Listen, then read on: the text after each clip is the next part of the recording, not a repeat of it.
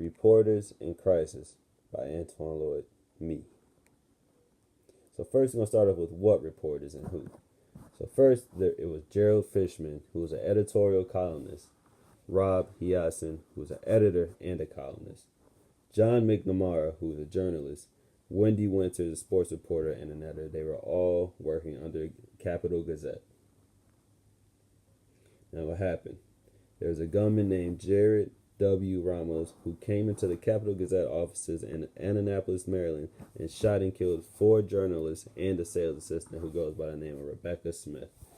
Also, according to CNN, as he was coming in to do the shooting, he even went before and barricaded the back entrances of the office so nobody can escape what he wanted to do. And he was upset over an article that they put in the newspaper about his guilty plea in 2011 in just a harassment case. Well, not just a harassment case, a harassment case.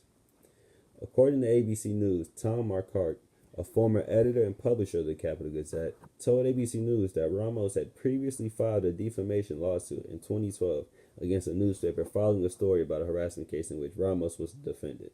He represented himself and took advantage of the legal system to keep the case alive for a long period of time, during which he sued lawyers, judges, anybody who crossed his path and disagreed with him. Marquardt said, because of that grudge, innocent people died. These are the type of things that probably scare the future journalists and honestly could make them lean toward being a celebrity journalist. And everybody knows we do not need more of those people. Less and less people are going to be wanting to go and cover these stories just because they don't want to deal with the fear of someone not liking or just simply disagreeing with what was being said in the article and just escalating it to a whole nother level. Just imagine working your whole life to be the best journalist you can be, and a person who simply held a grudge over an article that was put up about him in the past just comes to your work office and just ends every single thing that you work for. It's just not right, and it's honestly just sickening.